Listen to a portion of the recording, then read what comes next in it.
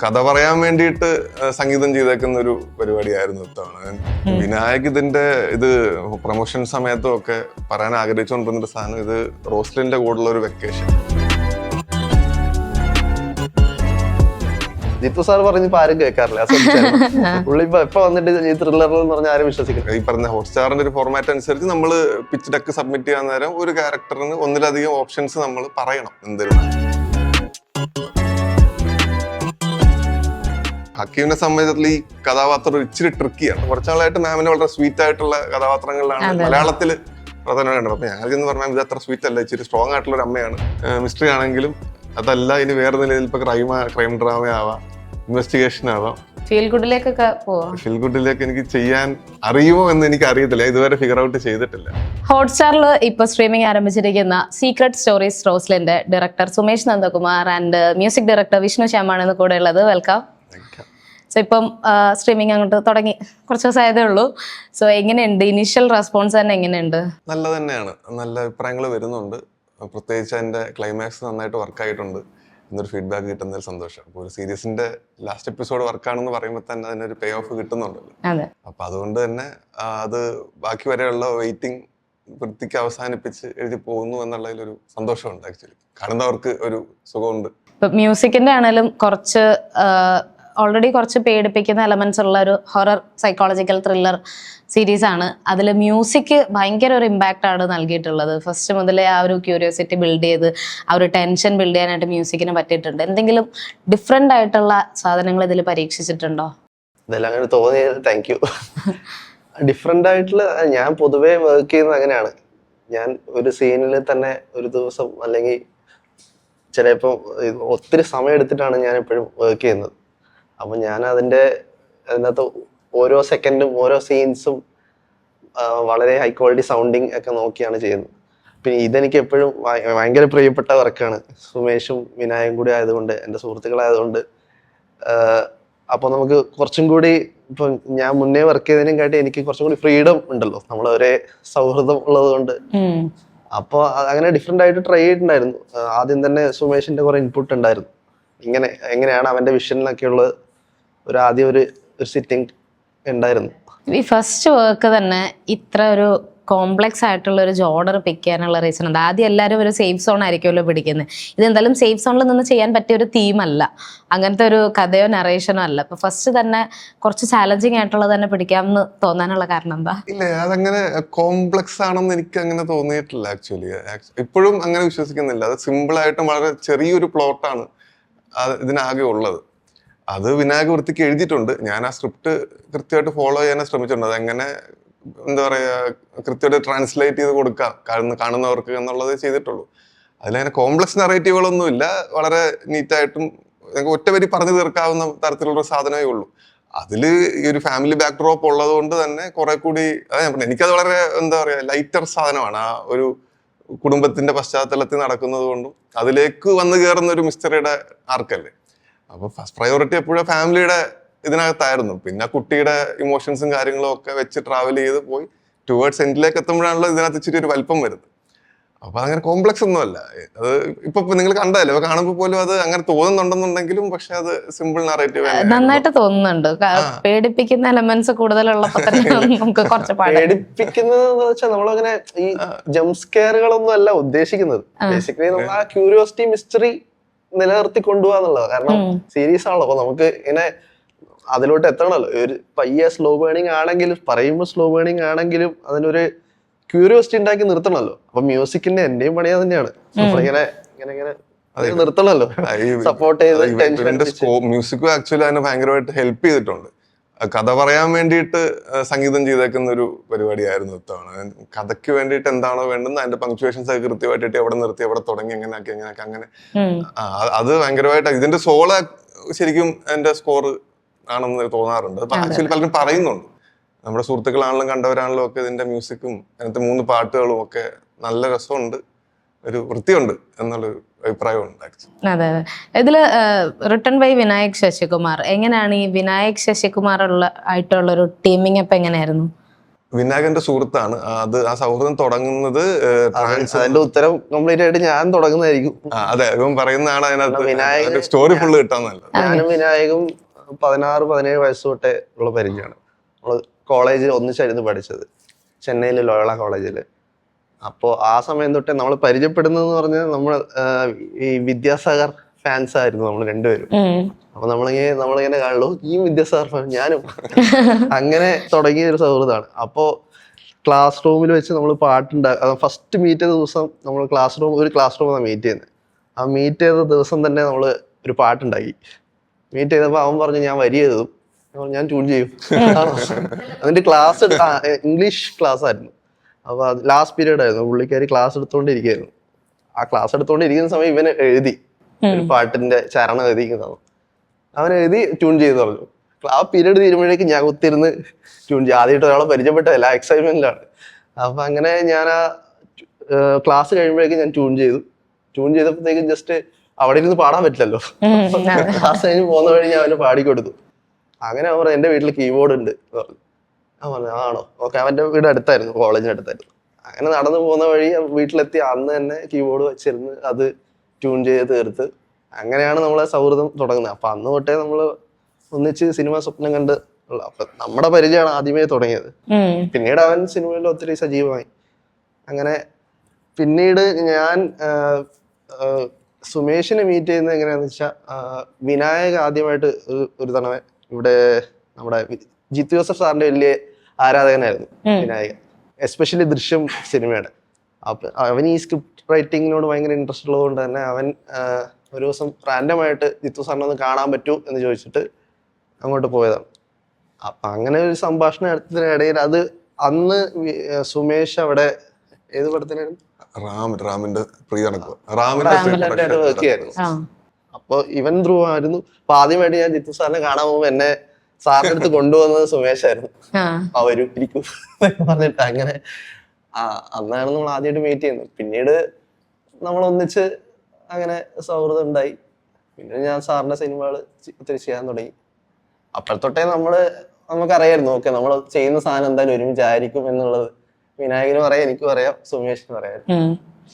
അപ്പൊ അങ്ങനെയായിരുന്നു ജിത്തു സാറും ഇതില് ഷോ റണ്ണറായിട്ട് മാറിയത്. അതായത് ഈ വിനായകന്റെ കണക്ഷൻ ആക്ച്വലി ഇതിനകത്ത് ഞാൻ ട്രാൻസിൽ അസിസ്റ്റ് ചെയ്തുകൊണ്ടിരിക്കുന്ന സമയത്ത് ഞാൻ അതിനകത്ത് വർക്ക് ചെയ്തത്. അപ്പൊ ഈ വിനായക് ആയിരുന്നു എൻ്റെ ലിറിസിസ്റ്റ്. അപ്പൊ നമ്മൾ ഷൂട്ടിന്റെ ഇന്റർവെൽ സമയത്തും ബ്രേക്ക് സമയത്തും ഒക്കെ എനിക്ക് ഇൻഡിപെൻഡന്റ് ആവാറാവുമ്പോഴത്തേക്കും കഥ വേണം. ഞാൻ എഴുതാറില്ലായിരുന്നു. അപ്പൊ എനിക്ക് കഥ വേണം എന്ന് പറയുമ്പോൾ അവന് എഴുതാൻ ഇഷ്ടമുണ്ട്. അപ്പൊ ഞാൻ അവനിങ്ങനെ പുറകെ നടന്ന് ശല്യപ്പെടുത്തി ആ സമയം മുതലേ പല സബ്ജക്റ്റുകൾ നമ്മൾ സംസാരിച്ചൊക്കെ നോക്കി. അതൊന്നും അങ്ങനെ ലാൻഡ് ആവുന്നുണ്ടായിരുന്നില്ല. പിന്നെ കോവിഡ് ലോക്ക്ഡൌൺ വന്ന സമയത്ത് ഒരു ദിവസം അവൻ എന്നെ ഫോൺ ചെയ്തിട്ട് ഇങ്ങനെ ചോദിച്ചു, വേറെ ഇതൊക്കെ തന്നെ വേണമെന്നുണ്ടോ, നിനക്ക് വേറെ ആയാലോ എന്ന് പറഞ്ഞു. അപ്പൊ ഞാൻ പറഞ്ഞു എന്തായാലും കുഴപ്പമില്ല, നീ പറഞ്ഞു എന്ന് പറഞ്ഞു. അപ്പോൾ അടുത്ത വീക്കെൻഡിൽ ഒരു സൂം കോൾ വരാം എന്ന് പറഞ്ഞു. അങ്ങനെയാണ് ആ വീക്കെൻഡിൽ അവൻ സൂം കോൾ വന്നിട്ട് ഇപ്പൊ റോസ്ലിന്റെ കഥ പറയുന്നത് അവിടെയാ. കോവിഡ് ടൈമിലെ പറഞ്ഞു, കോവിഡ് അന്നുള്ളത്. അപ്പൊ കോവിഡ് ടൈമിൽ അവനത് പറഞ്ഞു, ആ സൂം കോളിൽ അത് പറഞ്ഞപ്പോൾ തന്നെ അത് ഇൻട്രസ്റ്റിംഗ് ആണ്, ഒരു ഫണ്ണുണ്ട് അതിനകത്ത്, രസമുള്ളൊരു സാധനം. അപ്പൊ നമ്മളത് അങ്ങനെ എന്നപ്പോ നമുക്കിത് മുമ്പോട്ട് പോയി നോക്കാം എന്ന് പറഞ്ഞ് പിന്നെ അതിന്റെ സീൻ ഓർഡർ രൂപത്തിലേക്ക് എത്തി. എന്നിട്ട് ഇപ്പൊ അതിൽ നിന്ന് ആ സമയത്ത് ഞാൻ സാറിന്റെ കൂടെയാണ്. അങ്ങനെ ചെയ്ത പാടെ ആദ്യം കഥ കേൾക്കുന്ന സ്ക്രിപ്റ്റ് പറയുന്നത് ഒരാള് ഞാനായിരുന്നു. അപ്പൊ ഇവൻ നന്നായിട്ട് അതിനെ പതിച്ചായിരുന്നു, നന്നായിട്ട് പതിക്കുകയൊക്കെ ചെയ്തു. അപ്പൊ അതിന്റെ ഫീഡ്ബാക്സും ഒക്കെ നമ്മൾ എടുത്ത് വളരെ ഏർലി സ്റ്റേജിൽ തന്നെ നമ്മൾ ജിത്തു സാറിന്റെ മുമ്പിൽ പ്രസന്റ് ചെയ്തു. സാർ ഇങ്ങനെ ഒരു സംഗതി ഉണ്ട്, നമുക്ക് കേട്ട് നോക്കെന്ന് പറഞ്ഞപ്പോ അദ്ദേഹത്തിനും അത് വർക്കായി. അപ്പൊ ആ പോയിന്റ് മുതലേ സാർ ഇതിനകത്ത് ഉണ്ട്. ഇത് ഏത് രൂപത്തിലേക്കാണോ എത്തുന്നത് ആ രൂപത്തിൽ എത്തുമ്പോൾ സാർ അതിനകത്ത് കൂടെ ഉണ്ടായിരുന്നു. അപ്പൊ നമ്മൾ ആദ്യം പ്ലാൻ ചെയ്തിരുന്നത് അന്ന് OTT ഒറിജിനൽ സിനിമകൾ ഉണ്ടായിരുന്നു, ഡയറക്റ്റ് OTT. അപ്പൊ OTT സ്പേസിലേക്ക് പറ്റുന്ന ഒരു സബ്ജക്റ്റ് ആണ് എന്ന രീതിയിൽ തന്നെയാണ് അവനും ഇതിനെ കൺസീവ് ചെയ്ത്, ഞാനും എന്നെ തന്നെ അങ്ങനെയാണ് എടുത്തേക്കുന്നത്. അങ്ങനെ ഇത് ആദ്യം അങ്ങനെ ഒരു ട്രൈ നടത്തിയപ്പോഴത്തേക്കും ഇത് ഹോട്ട്സ്റ്റാർ ഇതിന്റെ സീരീസ് ഫോർമാറ്റിലൊക്കെ അവര് കേരളത്തിൽ മലയാളത്തിൽ എൻ്റർ ചെയ്തു. കേരള ക്രൈം ഫയൽസിന്റെ ഷൂട്ട് നടക്കുന്ന സമയത്താണ്, ആ ഫസ്റ്റ് സീസൺ ഷൂട്ട് നടക്കുന്ന സമയത്ത് നമ്മളിത് പോയി അവിടെ പിച്ച് ചെയ്തു. അവിടെ ഒരു ഓക്കെ അടിച്ചു. പിന്നെ അതിന്റെ ഫോർമൽ പ്രൊസീജിയേഴ്സ് പോലെ അങ്ങനെ നടന്ന് ആ പോയിന്റ് പോലെ സാർ അതിന്റെ ഷോ റണ്ണറായിട്ട് എന്റെ കൂടെ ഉണ്ട്, എന്റെ മെന്റർ എന്നുള്ള റോൾ അദ്ദേഹം ചെയ്യുന്നുണ്ട്. അങ്ങനെയാണ് ഇത് എത്തി ഇവിടെ ഇപ്പൊ റിലീസായി. ഈ ഹോട്ട്സ്റ്റാറിൽ പിച്ച് ചെയ്യുന്നത് എങ്ങനെയാണ് അതിന്റെ പ്രോസസ്? ഞങ്ങൾക്ക് അല്ല, അതിന്റെ ഒരു പ്രോസസ്സ് ആധികാരികമായിട്ട് എനിക്കും അറിയത്തില്ല. നമുക്ക് അതിനൊരു ഹെൽപ്പ് കിട്ടിയിരുന്നു. അത് രാഹുൽ റിജി എന്ന് അറിയാൻ പറഞ്ഞില്ല, കേരള ക്രൈം ഫയൽസിന്റെ സീസൺ 1 പ്രൊഡ്യൂസറുടെ അടുത്താണ് നമ്മൾ ആദ്യം പോയി കഥ ഇങ്ങനെ സംഗതി ഉണ്ട് എന്താ വഴി എന്ന് ചോദിച്ചപ്പോൾ പുള്ളി അത് കേട്ട് കഴിഞ്ഞിട്ട് വിളിച്ചു പറയാലോ എന്ന് പറഞ്ഞിട്ട് അദ്ദേഹമാണ് ഞങ്ങൾക്ക് അപ്പോയിന്റ്മെന്റ് എടുത്തു തരുന്നത്. അങ്ങനെ ഞങ്ങൾ അടുത്ത ദിവസം തന്നെ ചെന്നിട്ട് അവിടെ നറേറ്റീവ് ആയിരുന്നു, നറേഷൻ പല പ്രോസസ്സുകളും പല ഘട്ടങ്ങളുമായിട്ടുണ്ടായിരുന്നു. അങ്ങനെയാണ് അവിടത്തേക്ക് എത്തിപ്പെടുന്നത്. അല്ലാണെങ്കിൽ അവിടെ മീറ്റിംഗ് അപ്പോയിന്റ്മെന്റ് എടുത്ത് കഥ പറയൽ തന്നെയാണ് അതിന്റെ പ്രോസസ്. ഒബ്വിയസ്ലി അവർക്ക് ഒരു വർഷം അതിന് എണ്ണങ്ങളുണ്ടാവും, ഏതൊക്കെ ജോണറുകളായിരിക്കും അവർ ബാക്ക് ചെയ്ത് വെക്കുന്നുണ്ടാവും, അതിന്റെ ഫോർമാറ്റുകൾക്ക് വ്യത്യാസം ഉണ്ടാവും, അതൊക്കെ അനുസരിച്ചായിരിക്കും അവരുടെ പ്രിഫറൻസുകൾ വരുന്നത്. അപ്പൊ ഒരു സാധാരണ പ്രൊഡക്ഷൻ കമ്പനിയായിട്ട് വർക്ക് ചെയ്യുന്നതും ഹോട്ട്സ്റ്റാർ പോലൊരു കോർപ്പറേറ്റ് ഫേമായിട്ട് വർക്ക് ചെയ്യുന്നതും തമ്മിലുള്ള ഡിഫറൻസ് ഒക്കെ ഉണ്ടോ? ഉറപ്പായിട്ടും വ്യത്യാസമുണ്ട്. അതിന്റെ വർക്ക് ഫ്ലോയിൽ തന്നെ വ്യത്യാസമുണ്ട്. ഇതിനകത്ത് കുറെ അധികം ഫോർമാലിറ്റീസ് ഉണ്ട്. അവർക്ക് അതിനകത്ത് കൃത്യമായിട്ട് സേ ഉണ്ട്. ക്രിയേറ്റീവ്സിൽ നമ്മൾ ഒരുപാട് ഇടപെടത്തില്ല, കാരണം വൺസ് അത് കൺവിൻസ് ചെയ്ത് സ്ക്രിപ്റ്റ് ലോക്ക് ചെയ്ത് കഴിഞ്ഞാൽ അതിൽ പിന്നെ അവരെന്ന് പറഞ്ഞു അതിൽ നിന്ന് വ്യതിചലിച്ച് കണ്ടമാനം ഒന്നും പോകാൻ സമ്മതിക്കത്തില്ല. ഇംപ്രൊവൈസേഷൻ ഒക്കെ ഉണ്ടെങ്കിൽ പ്രയറായിട്ട് അവരെ അറിയിച്ച് നമ്മൾ ഓക്കെ അടിച്ച് വാങ്ങി വെക്കുകയാണ്. അങ്ങനത്തെ കുറച്ച് ഇതൊക്കെ ഉണ്ട്. പിന്നെ അവർക്ക് സ്ട്രിക്റ്റ് ആയിട്ട് ഫോളോ ചെയ്യേണ്ട കുറെ ഗൈഡ് ലൈൻസ് ഉണ്ട്, സ്റ്റാൻഡേർഡ്സും പ്രാക്ടീസസും ഉണ്ട്. അതിൽ നിന്നൊക്കെ മാറിപ്പോയി കഴിഞ്ഞാൽ അവർ അതിനകത്ത് ഇത് ചെയ്യാൻ പറ്റത്തില്ല. വളരെ ഫോർമൽ, എല്ലാ ഇമെയിൽ കമ്മ്യൂണിക്കേഷൻസ് ആണ്. അപ്പൊ അങ്ങനത്തെ ഒരു സമയം എടുക്കുന്ന ഒരു പ്രോസസ്സ് ഉണ്ടെന്നേ ഉള്ളൂ. അതല്ലാണ്ട് വേറെ അങ്ങനെ ബുദ്ധിമുട്ടുകളായിട്ടൊന്നും ഇല്ല. വൺസ് നമ്മൾ അവരുമായിട്ടൊരു പ്രൊജക്ട് എന്താ പറയാ കോപ്പറേറ്റ് വർക്ക് ചെയ്യാൻ തീരുമാനിച്ചു കഴിഞ്ഞാൽ പിന്നെ അത് നമ്മളതിന് അണ്ടർസ്റ്റുഡ് ആണ്, നമ്മളത് ഫോളോ ചെയ്യണം, അല്ലെ പിന്നെ അങ്ങോട്ട് പോകരുത്. അപ്പൊ അതിൽ പോയി നമ്മൾ ഓക്കെ അടിച്ച് പോയി കഴിഞ്ഞാൽ പിന്നെ നമ്മളത് ഒരു അലൈ ആയിട്ട് നിന്ന് കംപ്ലീറ്റ് ചെയ്ത് കൊടുക്കുക എന്നുള്ളത് തന്നെയാണ്. അതല്ലാതെ പ്രോബ്ലമാറ്റിക് ആയിട്ടുള്ള എക്സ്പീരിയൻസുകളൊന്നുമില്ല. ഇത് അതിനകത്ത് അണ്ടർസ്റ്റുഡ് ആണ്. ഇതിനകത്ത് ഇതിന്റെ ഒരു വർക്ക് ഫ്ലോ വേറെയാണ്, ഡിഫറെന്റ് ആണ് എന്നുള്ളത്. ഇച്ചിരി സമയം എടുക്കും, ഇച്ചിരി ക്ഷമ വേണം എന്നുള്ള സാധനം. ക്ഷമയാണ് മെയിൻ. കാരണം കുറച്ചധികം നാളെടുത്തു. ഇത് 2 വർഷം മുൻപ് തന്നെ ഷൂട്ട് തീർന്നതാണ്. 2024 മെയ്യിൽ ഷൂട്ട് തീർന്നത്. അപ്പൊ അത് ഇപ്പോഴാണ് ഇറങ്ങുന്നതെന്ന് പറഞ്ഞാൽ അത് അവരുടെ ഒരു കലണ്ടർ ഉണ്ട്. ആ കലണ്ടർ അവരുടെ സ്ലോട്ടുകളും അനുസരിച്ച് അവർ അതിന്റെ കാര്യങ്ങൾ തീരുമാനിക്കത്തുള്ളൂ. അപ്പൊ നമ്മൾ അതിന് വെയിറ്റ് ചെയ്യണം, അവർ പറയുന്ന അനുസരിച്ച് കാര്യങ്ങൾ ചെയ്തു കൊടുക്കണം. അങ്ങനെയാണ് അതിന്റെ ഒരു ഫോർമാറ്റ്. ഓക്കെ. ഇതിൽ ഇപ്പൊ സിനിമ പോലെയല്ല, വെബ് സീരീസ് ആകുമ്പോൾ ഓരോ എപ്പിസോഡും ഒരു ഹുക്കിംഗ് എലമെന്റ് ആവശ്യമാണ്. അതിൽ ഇപ്പം സ്റ്റോറി വൈസ് ആണെങ്കിലും മ്യൂസിക് വൈസ് ആണെങ്കിലും ആ ഒരു ഹുക്ക് മെയിൻറ്റെയിൻ ചെയ്ത് പോകണം. അതും ആ ഡ്യൂറേഷൻ ഇപ്പം എനിക്കൊന്ന് 5 എപ്പിസോഡ് 25 മിനിറ്റും 6ാമത്തെ എപ്പിസോഡ് 35 മിനിറ്റും കുറച്ചുകൂടെ ഉണ്ട്. അപ്പൊ ഈ ഒരു ടൈം ലിമിറ്റിനുള്ളിൽ നിർത്തി ആ ഒരു ഹുക്ക് എലമെന്റ് പ്ലേസ് ചെയ്യുന്ന ഒരു രീതി ഉണ്ടല്ലോ, അതെങ്ങനെയായിരുന്നു സ്ട്രക്ചർ ചെയ്തത്? അത് ഞാൻ ആദ്യം പറഞ്ഞില്ല, ഒരു OTT സ്പേസ് സിനിമയ്ക്ക് വേണ്ടി ആലോചിച്ചിരുന്ന സബ്ജക്റ്റ് ആണ്. അത് സീരീസിലേക്ക് മാറിയപ്പോൾ അതിനകത്ത് സ്ക്രിപ്റ്റിന്റെ സൈഡിൽ കാര്യമായിട്ട് മാറ്റങ്ങളൊന്നും വരുത്തേണ്ടതായിട്ട് വന്നില്ല. കാരണം ഇത് സ്ക്രിപ്റ്റ് സീരിയസ് ആയിട്ട് ഇത് ഇംപ്ലിമെന്റ് ചെയ്യാൻ പറ്റുന്ന ഒരു കോൺഫിഡൻസ് വരാൻ കാര്യം നമ്മൾ ആ സ്ക്രിപ്റ്റിനകത്ത് അന്ന് ആലോചിക്കുമ്പോഴും കൃത്യമായ ഇന്റർവെല്ലുകളിൽ ഓരോ എലമെന്റുകൾ, ഈ പറഞ്ഞ കുക്കിംഗ് എലമെന്റുകൾ ഓൾറെഡി പ്ലേസ്ഡ് ആയിരുന്നു. നമ്മൾ ഫോഴ്സ്ഫുള്ളി ഒന്നും ആഡ് ചെയ്തില്ല ഇത് സീരീസ് ആക്കാൻ വേണ്ടിയിട്ട്. അത് ഓർഗാനിക്കലി അതിനകത്ത് ഉള്ളത് കാരണം കൃത്യമായിട്ട് ഇത് ഡിവൈഡ് ചെയ്യാൻ സ്ഥലങ്ങൾ ഉണ്ടല്ലോ, പോയിന്റ് ഉണ്ടല്ലോ, അപ്പോൾ ഒരു പോസിബിലിറ്റി ആണല്ലോ എന്ന് കണ്ടതുകൊണ്ടാണ് നമ്മൾ സീരീസ് ആക്കാൻ വേണ്ടിയിട്ട് തീരുമാനിച്ചത്. അതിലാകെയുള്ള വ്യത്യാസം നമ്മളിത് ഷൂട്ട് ചെയ്യുന്ന സമയത്ത് എപ്പിസോഡ് എൻഡിലേക്ക് എത്തുന്ന സീൻ ആയതുകൊണ്ട് അത് എപ്പിസോഡ് എൻഡ് ആണെന്ന് തോന്നിക്കുന്ന രീതിയിൽ ഇച്ചിരി ഡ്രാമാറ്റിക് ആയിട്ട് അത് ഷൂട്ട് ചെയ്ത് അവസാനിപ്പിക്കണം എന്നുള്ളൊരു വ്യത്യാസം മാത്രമേ ഉള്ളൂ. സ്ക്രിപ്റ്റിനകത്ത് അങ്ങനെ ഒരുപാട് വ്യത്യാസം വരുത്തേണ്ടി വന്നില്ല. അത് അവൻ ഓൾറെഡി എഴുതുന്നതിനകത്ത് കൃത്യ ഇടവേളകളിൽ ആ ഡ്രാമ ഉണ്ടായിരുന്നു. അതുകൊണ്ട് അത് കുഴപ്പമില്ലാണ്ട്. ഈ മ്യൂസിക്കിൽ അതുപോലെ എന്തായാലും ആ എപ്പിസോഡിന്റെ ആ ഒരു ക്യൂരിയോസിറ്റി ബിൽഡ് ചെയ്യുന്ന ഒരു ഹുക്ക് എലമെന്റ് വല്ലതും ട്രൈ ചെയ്തായിരുന്നോ? അതെ, കാരണം ഈ പറഞ്ഞ പോലെ നമ്മൾ എപ്പോഴും അങ്ങനെയാണല്ലോ കൊണ്ട് നിർത്തുന്നത് കുറച്ച് ഇൻട്രസ്റ്റിംഗ് ആവാൻ വേണ്ടി. പക്ഷെ നമ്മൾ പൊതുവെ കണ്ടുവരുന്ന സീരീസിനകത്ത് നമ്മൾ അത്രയും ഡ്രമാറ്റിക് ആയിട്ട് അല്ല നമ്മൾ നിർത്തുന്നത്. കാരണം നമ്മൾ അങ്ങനെ ഒരു ഫോസ്റ്റ് സാധനം ചെയ്തിട്ടില്ല. അങ്ങനെ സജഷൻസ് വന്നിട്ടുണ്ടായിരുന്നു, ഇതെടുത്ത് അപ്പുറത്തിട്ട് കുറച്ചും കൂടി ഒരു ഇതിൽ കൊണ്ട് നിർത്തിയാലോ. പക്ഷെ നമുക്ക് ആ ഒരു കാരണം ഇതിനത് ആവശ്യമില്ലെന്ന് തോന്നി. കാരണം ഒരു റോസ്ലിൻ എന്ന് പറഞ്ഞൊരു കുട്ടിയുടെ ആ ഒരു നമ്മൾ അങ്ങനത്തെ ഒരു ജോണർ അല്ലല്ലോ. അപ്പൊ അതുകൊണ്ട് പിന്നെ വേണ്ടാത്ത ഡ്രാമയൊന്നും മ്യൂസിക്കിലും അങ്ങനെ ചെയ്യാൻ നോക്കിയിട്ടില്ല. വളരെ സട്ടിലായിട്ട് തന്നെ കൊണ്ട് നിർത്താന്നുള്ളത്. ആദ്യം പോലെ അത് നമ്മൾ പറഞ്ഞുകൊണ്ടിരുന്നത് ത്രില്ലർ, ഇപ്പൊ പോലെ നിങ്ങൾ ത്രില്ലർ എന്ന് പറയുന്നുണ്ടായിരുന്നല്ലോ. അപ്പൊ നമ്മളത് അങ്ങനെ കൺസീവ് ചെയ്തിട്ടില്ല. ഒരു മിസ്റ്ററി ഡ്രാമ സ്ലോ ബൺ പോലെ. അത് ഇന്നലെ കൂടി മറ്റേ പ്രിവ്യൂ ഉണ്ടായിരുന്നല്ലോ. പ്രിവ്യൂവിന് പോയ സമയത്ത് ജിത്തു സാറും വന്ന് പറഞ്ഞു. ജിത്തു സാർ പറഞ്ഞപ്പോ ആരും കേൾക്കാറില്ല. പുള്ളി എപ്പൊ വന്നിട്ട് ഈ ത്രില്ലറിൽ എന്ന് പറഞ്ഞാൽ ആരും വിശ്വസിക്കില്ല. ആ ദൃശ്യം 2 തൊട്ടേ പറഞ്ഞിട്ട് ആരും പിന്നിപ്പൊ എപ്പൊ പറഞ്ഞാലും ഇപ്പൊ നമ്മുടെ വലതുവശത്തെ കള്ളനും നമ്മള് ത്രില്ലറാന്ന് പറഞ്ഞിട്ടുണ്ടായിരുന്നില്ല. ആ സിനിമയും ഇതേപോലെ ഒരു ക്രൈം ഡ്രാമയാണ്, ഇമോഷണൽ ഡ്രാമയാണെന്ന് നമ്മൾ പറഞ്ഞു. പക്ഷെ എനിക്ക് തോന്നുന്നു ഇത് പറയുന്നത് ഇപ്പൊ ആരും ചെവി കൊടുക്കുന്നില്ല. കാരണം അത് ഡീഫോൾട്ട് ആയിട്ട് ഓക്കെ ജിത്തു ജോസഫ് ത്രില്ലർ. അതെ, ജിത്തു ജോസഫ് എന്നുള്ളൊരു പേര് കണ്ടോ അവിടെ ത്രില്ലർ. ആള് പറയുന്നത് ആരും കേൾക്കുന്നില്ല. അതേപോലെ തന്നെ അപ്പൊ എനിക്ക് തോന്നുന്നു നമ്മള് പറഞ്ഞ ചിലപ്പോൾ കേൾക്കുമായിരിക്കും. അത് കഴിഞ്ഞ് ഞാൻ വീണ്ടും മൈക്കെടുത്ത് പറഞ്ഞു ഇത് ത്രില്ലർ അല്ല കേട്ടോ. അല്ല, ഇതിന്റെ ആക്ച്വൽ ജോണർ ഇപ്പൊ എന്താണ്? എനിക്കതൊരു മിസ്റ്ററി ഡ്രാമ എന്ന് പറയാനാണ് ഇഷ്ടം. ഓക്കെ, എനിക്കതാണ് ഇഷ്ടം. അതനുസരിച്ച് അത് ചെയ്തിട്ടുള്ളൂ. ഇപ്പൊ പറഞ്ഞത് ഒരു കുട്ടിയുടെ കഥയാണ്. അത് കുട്ടിയുടെ കഥയാണ്, ചെറിയൊരു കുട്ടിയുടെ അങ്ങനെ പോകുന്ന ഒരു 17 കഥയാണ്. വയസ്സുള്ള ഒരു കുട്ടിയുടെ കുട്ടിയുടെ കൂടെയുള്ള ഒരു ട്രാവൽ, കുട്ടിയുടെ ഫീലിങ്സിൽ ഉണ്ടാവുന്ന ഒരു ചെറിയ പേടി. ഒരു കുട്ടിയാകുമ്പോ ഒബ്വിയസ്ലി ഒരു പേടി ഉണ്ടാവല്ലോ. അപ്പൊ വലുതായ ആൾക്കാർക്ക് ഇപ്പൊ ഒറ്റയ്ക്ക് കിടക്കാൻ പേടിയാവുന്ന ആൾക്കാരുണ്ടല്ലോ. അപ്പൊ അതുപോലെ അങ്ങനെയുള്ള ചെറിയ ചെറിയ ഫാക്ടേഴ്സ് മാത്രമേ ഉള്ളൂ. വിനായക് ഇത് പ്രൊമോഷൻ സമയത്തും ഒക്കെ പറയാൻ ആഗ്രഹിച്ചുകൊണ്ടിരുന്നൊരു സാധനം, ഇത് റോസ്ലിന്റെ കൂടെയുള്ള ഒരു വെക്കേഷൻ. ഇതാണോ വെക്കേഷൻ? ഇതിനെ എങ്ങനെ വെക്കേഷൻ? സാധാരണ വെക്കേഷനിൽ നിന്ന് ഒരു ഇച്ചിരി വിഭിന്നമായിട്ട് ഒരു കഥ, ഒരു അതിഥി വരികയും അതുമൂലം ഉണ്ടാവുന്ന ചെറിയ ചെറിയ ന്യൂവാൻസ് പരിപാടികളാണല്ലോ 1 to 5 നമ്മൾ എക്സ്പ്ലോർ ചെയ്തേക്കുന്നത്. 6ലേക്ക് എത്തുമ്പോഴാണല്ലോ അതിനകത്ത് ഒരു ഇച്ചിരി സ്വഭാവം മാറുന്നത്. അപ്പൊ 1 to 5 നിങ്ങൾ കണ്ടിരിക്കണം എന്നുള്ളത് നമ്മുടെ ഒരു ആഗ്രഹമായിരുന്നു. അത് കണ്ടു കഴിഞ്ഞാൽ 6th ഒരു രസമുണ്ട്. ഇതിലെ കാസ്റ്റ് തന്നെ ഇപ്പം വിനീതേട്ടൻ, മീന, ഹക്കീം ഷാ, അങ്ങനെയുള്ള ഭയങ്കര ഗംഭീരമായിട്ടുള്ള ഒരു കാസ്റ്റ് തന്നെ ഇതിലുണ്ട്. ഇവരിലേക്ക് എങ്ങനെയായിരുന്നു പിച്ച് ചെയ്തെത്തിയത്? നമ്മുടെ ഇതിനകത്ത് ആകെ പ്രധാനമായിട്ട് ഇപ്പൊ 4-5 കഥാപാത്രങ്ങളല്ലേ ഉള്ളൂ. അപ്പൊ അതിനകത്ത് ഒരുപാട് എന്താ പറയാ, ആ ചെയ്യുന്നവരൊക്കെ ഗംഭീരമായിട്ടുള്ള ആളുകൾ ചെയ്യണമെന്ന് നിർബന്ധം ഉണ്ടായിരുന്നു, എന്നാലേ നിൽക്കത്തുള്ളൂ. പക്ഷേ ഹോട്ട്സ്റ്റാർ ഈ പറഞ്ഞ ഹോട്ട്സ്റ്റാറിന്റെ ഒരു ഫോർമാറ്റ് അനുസരിച്ച് നമ്മൾ പിച്ച് ഡെക്ക് സബ്മിറ്റ് ചെയ്യാൻ നേരം ഒരു ക്യാരക്ടറിന് ഒന്നിലധികം ഓപ്ഷൻസ് നമ്മൾ പറയണം എന്നിരുന്നാലും.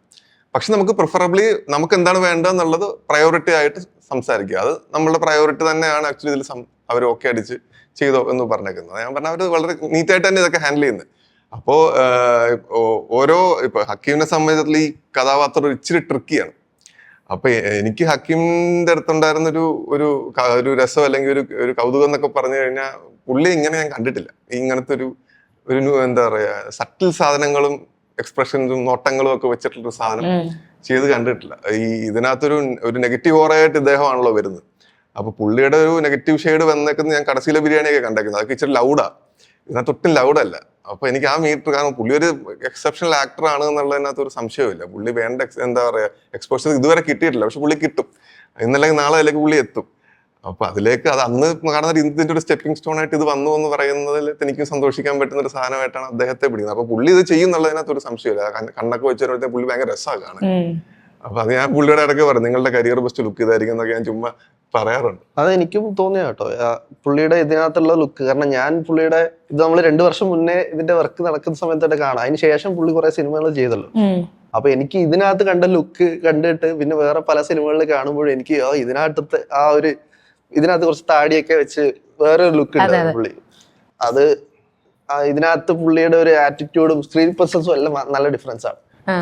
പിന്നെ സഞ്ജനയിലേക്ക് എത്തിയത് ഞാൻ പറഞ്ഞില്ല, ഇതിന്റെ ഫസ്റ്റ് നമ്മൾ പ്രൊഡക്ഷൻ മറ്റേ രാഹുൽ റിജി നായർ അദ്ദേഹത്തോട് സംസാരിച്ച പുള്ളിയാണ് സഞ്ജന ഇങ്ങനെ ഒരാൾ മൂത്തോല്ല അഭിനയിച്ച കുട്ടിയാണ്, ഒന്ന് നോക്കുക എന്ന് പറഞ്ഞ് നമ്മൾ പ്രൊഫൈൽ എടുത്ത് നോക്കിക്കഴിഞ്ഞപ്പോ നമുക്ക് ഈ റോസിൽ എന്നുള്ള ക്യാരക്ടർ പ്രായം കൊണ്ട് 17 വയസ്സുണ്ടെങ്കിൽ പോലും സ്വഭാവം കൊണ്ട് അത്രയും മെച്ചുവേർഡ്, ഒരു കുട്ടിത്വവും ഒരു നിഷ്കളങ്കതയും ഒക്കെ ഉള്ളത്. പോരാത്തതിന് ഈ കഥാപാത്രം ആക്ച്വലി ഇച്ചിരി മൊണോട്ടോണസ്. നമ്മൾ ഇച്ചിരി ക്ലോസ്ലി എക്സാമിൻ ചെയ്ത് കഴിഞ്ഞാൽ ത്രൂ ഔട്ട് പുള്ളിക്കാരിയുടെ ഇമോഷൻസ് ഏറെക്കുറെ ഒരു ലൈനിലാണ് പോകുന്നത്. അപ്പൊ അത് അനോയിങ് ആവാൻ പാടില്ല, നമ്മൾ ഇങ്ങനെ കണ്ടിരിക്കാൻ നേരം ഇത് അനോയിങ് ആവാൻ പാടില്ല. അപ്പൊ അതിന് ആ കഥാപാത്രത്തിന്റെ ലുക്സും ഒരു ശബ്ദത്തിന്റെ ടോണും ടെക്സ്ചറും ഒക്കെ ഭയങ്കര ഇമ്പോർട്ടൻ്റ്. അപ്പൊ പുള്ളിക്കാരോട് ആ ഒരു ഫോട്ടോ കണ്ട് നമ്മൾ സംസാരിക്കുക, ഓഡിഷനൊക്കെ ചെയ്ത സമയത്തൊക്കെ അത് ഭയങ്കര രസമായിട്ട് പുള്ളിക്കാരി ചെയ്യുന്നുണ്ട്. ഈവൻ ഡയലോഗ്സ് ഇല്ലാത്ത സമയത്തും അവർ ബിഹേവ് ചെയ്യുന്നുണ്ട്.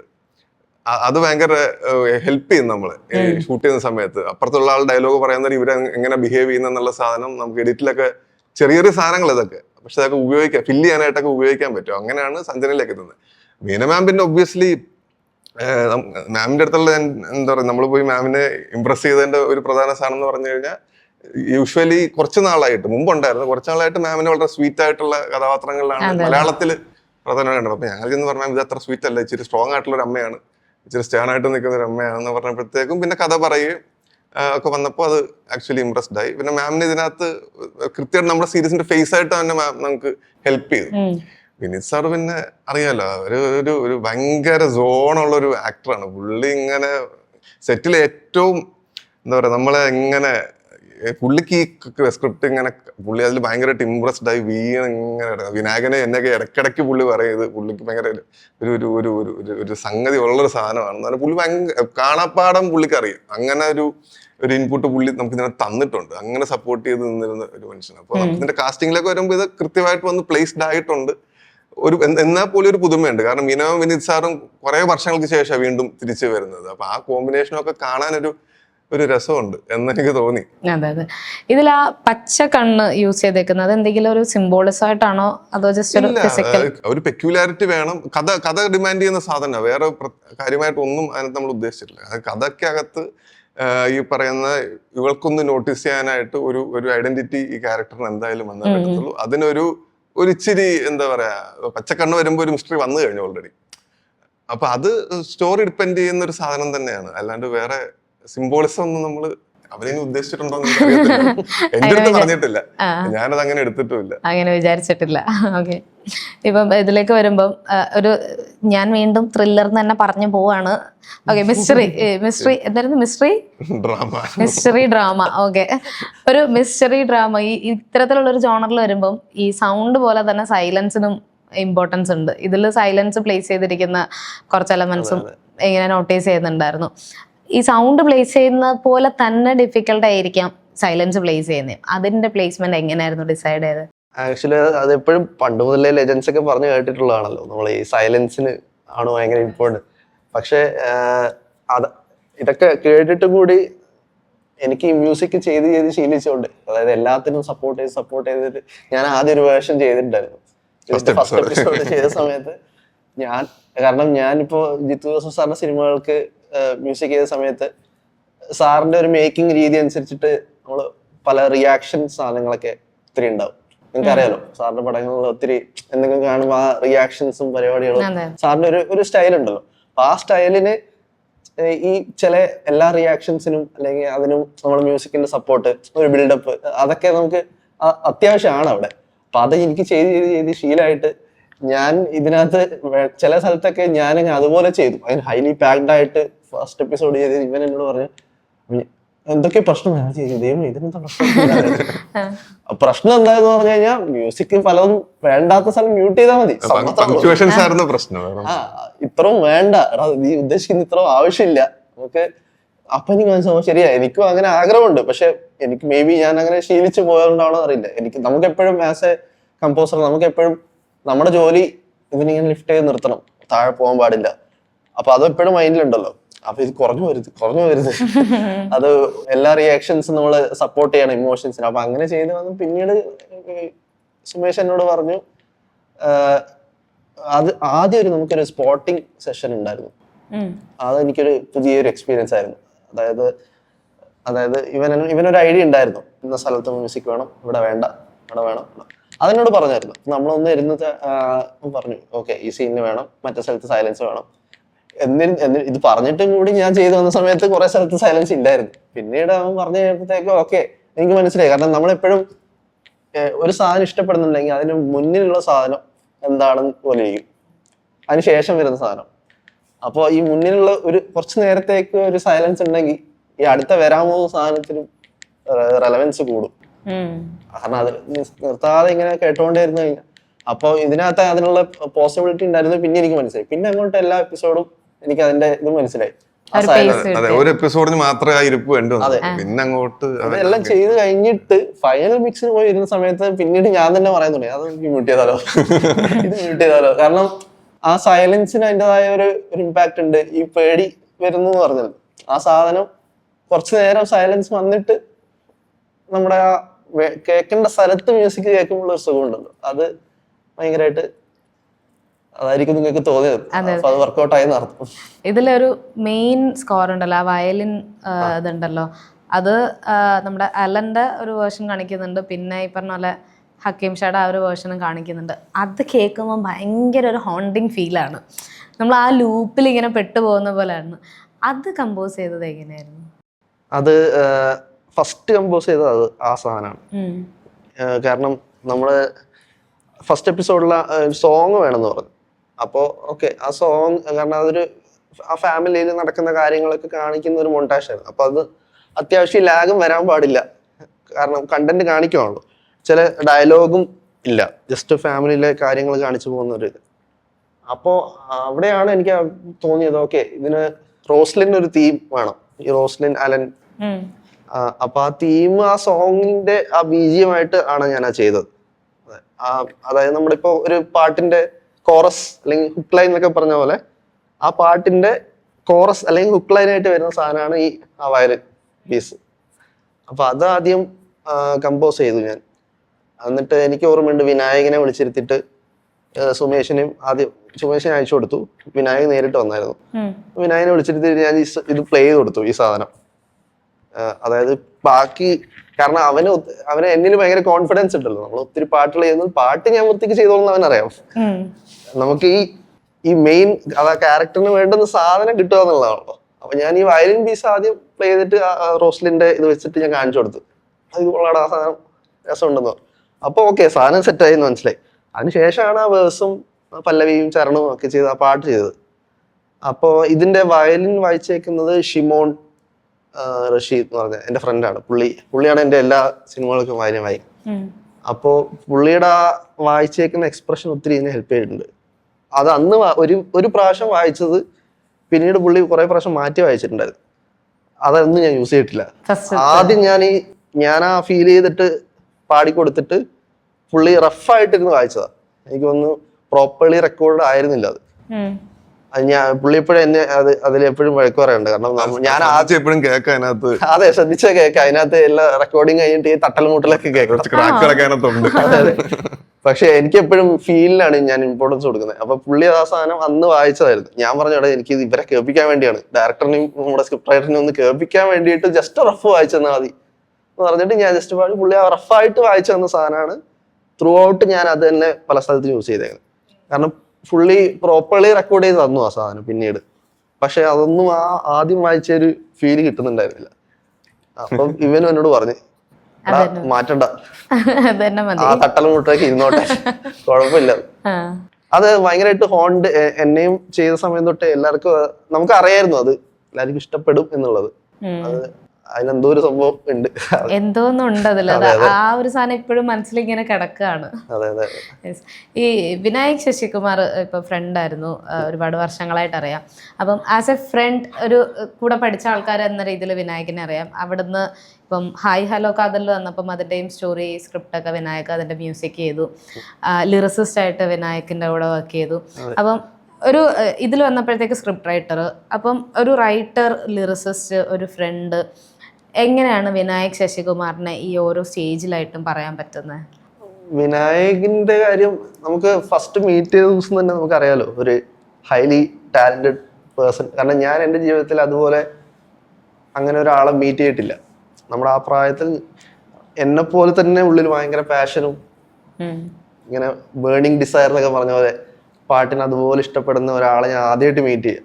അപ്പൊ നമുക്ക് പെട്ടെന്ന് ഒരു ക്ലോണിലൊക്കെ കണ്ടു എന്ന് പറയുന്ന ഫീലായിരുന്നു അവനെ കണ്ടപ്പോ. അപ്പൊ നമുക്ക് ആ ദിവസം തന്നെ, അന്ന് ഞാൻ പറഞ്ഞില്ലേ ഫസ്റ്റ് മീറ്റ് ചെയ്ത ദിവസം നമ്മളൊരു പാട്ടൊക്കെ ഉണ്ടാക്കി കഴിഞ്ഞപ്പോൾ തന്നെ എനിക്ക് അറിയായിരുന്നു ഓക്കെ എന്തോ നമുക്കൊരു എന്താ പറയാ ഒരു ടേണിംഗ് പോയിന്റ് എന്നൊക്കെ പറഞ്ഞ പോലെ ഒരു പുള്ളി ഒരു അങ്ങനത്തെ ഒരാളാണെന്ന് നമുക്കറിയാം. അവനും അറിയാം. കാരണം അതിനുശേഷം നമ്മൾ അങ്ങോട്ട് ഇരുന്ന് നമ്മളെല്ലാ പറ്റുന്ന ദിവസങ്ങളിലൊക്കെ അവന്റെ വീട്ടിൽ കൂടും. ഓരോ ദിവസം ഓരോ പാട്ടൊക്കെ ഉണ്ടാക്കും. വെറുതെ നമുക്ക് പോലും അറിയില്ല ഇത് എന്തിനുണ്ടാകുന്നത്. അവൻ ലിറിക്സ് എഴുതും, ഞാൻ ട്യൂൺ ചെയ്യും. പിന്നീട് അവസാനം ഞാൻ ട്യൂൺ ചെയ്യാൻ തുടങ്ങി കുറെ. പിന്നെ അവൻ ഇത് എഴുതും. അപ്പൊ ഞാനിതിൽ ഭയങ്കര ഇംപ്രസ്ഡ് ആയിരുന്നു ആ സമയത്തൊക്കെ. ഞാനിങ്ങനെ എന്തൊക്കെയോ തോന്നുന്ന ട്യൂണുകളൊക്കെ റാൻഡം സാധനങ്ങളൊക്കെ ചെയ്ത് അയച്ചു കൊടുക്കും, അല്ലെങ്കിൽ പാടിക്കൊടുക്കും. അവൻ ആ സ്പോട്ടിൽ ഇരുന്നിട്ട് അതിന് വരികളൊക്കെ എഴുതി തരും. അപ്പൊ ഞാൻ ഇതെന്തൊരു അത്ഭുതം, ഇങ്ങനെ ഒരു മനുഷ്യൻ നിർത്താതെ എഴുതി തരുന്നുള്ളത്. അപ്പോ അവൻ പറയുന്നത് എന്റെ പാട്ടുകൾ എഴുതി അവന് പ്രാക്ടീസ് ആയി എന്നാണ്. പക്ഷെ ഞാൻ ആ സമയം തൊട്ട് എനിക്കത് പ്രാക്ടീസ് ആയിട്ടല്ല തോന്നിയത്. കാരണം അവൻ സ്വന്തം പാട്ട് ട്യൂൺ ചെയ്തു കേട്ടോ ആ സമയത്ത്. അപ്പൊ അവന്റെ കുറച്ച് പരിപാടികളുണ്ട്. അവൻ പാട്ട് ട്യൂൺ ചെയ്തിട്ട് അവൻ തന്നെ എഴുതുമായിരുന്നു. അപ്പൊ അവന്റെ പാട്ട് എഴുതിയിട്ടാണ് ആദ്യം പ്രാക്ടീസ് മെയിൻലി. രണ്ടാമത്തെ ആള് വേണമെങ്കിൽ ഞാനത് പറയാം. അവൻ സിനിമയിൽ വരുന്നതിന് മുന്നേ തന്നെ നമ്മൾ രണ്ടുപേരും കൂടി ഒരു 19 പാട്ടൊക്കെ ചെയ്തിട്ടുണ്ടായിരുന്നു. പിന്നീട് അവൻ പാട്ടൊക്കെ കയ്യിലുണ്ട്, അതൊക്കെ അത് എന്തെങ്കിലും സാഹചര്യം ഒത്തുവരുമ്പോ നമ്മൾ ചിലപ്പോ ഓരോ പാട്ട് സിനിമ ചെയ്യുമ്പോൾ ഞാനും വിനായകൻ ഇവിടെ നമ്മുടെ ഏതെങ്കിലും എടുക്കണോ നമുക്ക് എടുക്കണമെന്നായിരിക്കും. അപ്പോ ഇല്ല അതിനുള്ള കാരണം സിറ്റുവേഷൻസും സിനിമയും മാച്ച് ആവണല്ലോ, വെറുതെ നമുക്ക് എടുത്ത് ഇടാൻ പറ്റില്ലല്ലോ. അപ്പൊ ഇതുവരെ അങ്ങനെ ചെയ്യേണ്ടി വന്നിട്ടില്ല, എല്ലാം പുതിയത് ചെയ്യുമായിരുന്നു നമ്മൾ വർക്ക് ചെയ്ത സാധനമാണ്.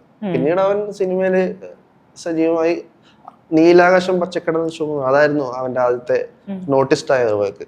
പിന്നീട് അപ്പൊ ഞാനെപ്പോഴും ഒരു പ്രൗഡ് ഫ്രണ്ട്, ഇങ്ങനെ നമ്മുടെ സുഹൃത്ത് സിനിമയിലുണ്ട് അങ്ങനെയായിരുന്നു. പിന്നീട് ആണ് ഞാൻ വിദ്യാസാഗർ സാറിന്റെ അടുത്ത് അവിടെ കയറിയ സമയത്തും വിനായക അവിടെ ഉണ്ട്, ഇടയ്ക്ക് വരും. അങ്ങനെ നമ്മൾ ഒന്നിച്ചായിരുന്നു സാറിനെ മീറ്റ് ചെയ്യാൻ പൊക്കൊണ്ടിരുന്നതൊക്കെ. അതായത് സാറിനെ കാണാൻ ആരാധകന്മാരായിട്ടേ നമ്മള് ഞാനവനും കൂടെ. അപ്പൊ ആ സമയം തൊട്ടേ നമ്മുടെ ജേർണി സ്റ്റാർട്ട് ചെയ്തതാണ്. പിന്നീട് അവൻ ഡയറക്ടർ ആവുന്ന ഈ എല്ലാ പ്രോസസ്സും നമ്മൾ നേരിട്ട് കാണുന്നുണ്ടല്ലോ. ഫ്രം സ്റ്റാർട്ട് അവൻ ലിറിസിസ്റ്റായി, പിന്നീട് അവൻ കഥ എഴുതുന്നതും, പിന്നീട് അവൻ ഡയറക്ട് ചെയ്യുന്ന ഈ ഹായ് ഹലോ കാതൽ. അപ്പൊ അത് നമുക്കൊരു ഡെയിലി വിറ്റ്നസ് ചെയ്യുന്ന, നമ്മുടെ വീട്ടിലൊരാളെ വിറ്റ്നസ് ചെയ്യുന്ന പോലെ എല്ലാ ഗ്രോത്തും നമുക്ക് ഈക്വലി അറിയാം. അതാണ് നമുക്ക് അങ്ങോട്ടും ഇങ്ങോട്ടും നമ്മുടെ പൊട്ടൻഷ്യൽ ഭയങ്കരമായിട്ട് അറിയാം. അവനറിയാം, എനിക്കും അറിയാം. ഇപ്പൊ ജിത്തു സാറിന്റെ കൂടെ കുറച്ച് വർഷങ്ങളായിട്ട് കൂടെ ഉള്ളതാണല്ലോ. അതില് ഇപ്പൊ കൂമൻ ആയിക്കോട്ടെ, നേരായിക്കോട്ടെ, എല്ലാം ശ്രദ്ധിക്കപ്പെട്ടിട്ടുള്ളതാണ്. അപ്പൊ സാറിന്റെ കൂടെ സ്റ്റാർട്ട് ചെയ്തതും ആളുടെ കൂടെ ഉള്ള ഒരു ജേർണി എങ്ങനെയായിരുന്നു? അത് സാറിനോട് ചോദിച്ചാൽ സാർ എപ്പോഴും പറയുന്നതാണ്, ഞാൻ തുടങ്ങിയത് റാം, എല്ലാവർക്കും അറിയാമല്ലോ, എല്ലാവരും ചോദിക്കും റാം എന്തായിരുന്നു. ഈ റാം എന്ന് പറയുന്ന ലാൽ സാർ സിനിമയാണ് എൻ്റെ ആദ്യത്തെ എന്നെ സാറ് വിളിക്കുന്ന സിനിമ. അപ്പൊ എനിക്ക് as a newcomer through വലിയൊരു സിനിമ, ബിഗ് ബഡ്ജറ്റ് സിനിമയിൽ മോഹൻലാൽ സാറ്, ജിത്തു ജോസഫ് സാറ് വിളിക്കുന്നു. അപ്പൊ അങ്ങനെ 2019 റാമിന് വേണ്ടിയുള്ള തീമൊക്കെ ചെയ്ത് തുടങ്ങുന്നത്. ജിത്തു സാറിന് എല്ലാ സിനിമകൾക്കും സ്ക്രിപ്റ്റ് വായിച്ചിട്ട് ഫസ്റ്റ് തന്നെ തീംസ് ചെയ്ത് കൊടുക്കണം, എന്നിട്ടേ പുള്ളി ഷൂട്ടിലോട്ട് പോകുള്ളൂ.